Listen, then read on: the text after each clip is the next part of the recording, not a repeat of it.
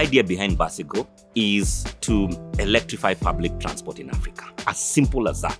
And what does that mean? Replace diesel and polluting vehicles with electric or cleaner vehicles. That's basically our big mission. My main job is to keep the wheels of this bus running. So 5 years ago, during the height of the COVID pandemic, all public transport was stopped in Nairobi and across the country. You could see Mount Kenya and all the rest very far away. And that gave the idea of BasiGo that if we could actually decarbonize public transport in a city like Nairobi, would actually make this city a much better city from a pollution point of view. Our transport ecosystem is predominantly private, with all private owners who are put together in cooperative or transport companies. We then provide the electric buses to these transport companies, and we are left doing the technical work so they can then do their core business, which is carrying passengers. Once we have deployed these buses, the operators have found them that they're commercially viable and very competitive. So yes, we are on the right track, I would say.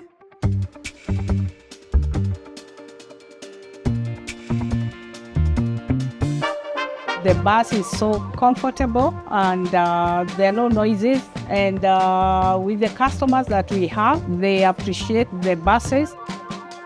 In fact, other buses will come on the stage, but they'll just wait for the bus because they're so comfortable.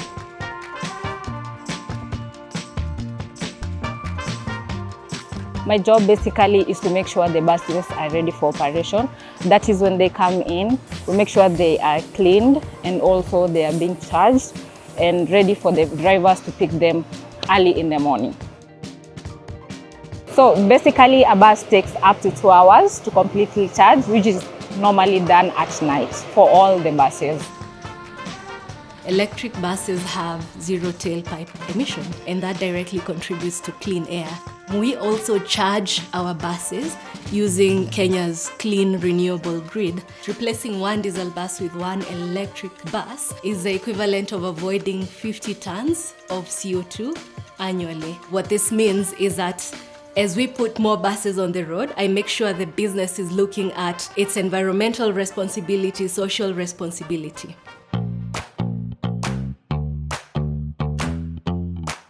I think local assembly as a benefactor of local assembly, one, to create jobs, because we have about 70 people on our line, who work throughout the entire build. We start at chassis, then at body station, after that it goes to metal finishing. Then now the fourth station is paint, and then now we have end of line. End of line is calibration. We have this program that's called the Manufacturing Development Program, where we bring in fresh graduates. They go through quality, they go through supply chain, and then from that, they're absorbed into BasiGo. We're also helping the local supply chain because there are things we actually do get locally. I am proud. I came in as an intern, and I was even part of the team that was actually building the work instructions for how to build these buses.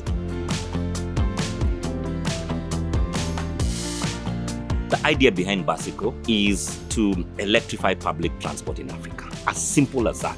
Between Kenya and Rwanda, we now have 134 buses. I think we are getting to almost 9 million kilometers. We are very proud of that milestone, and we want to have at least 1,000 vehicles in the next 3 years. So for me, I see it as in 10 years, whereby an electric vehicle will be the norm and the diesel vehicle will be the option.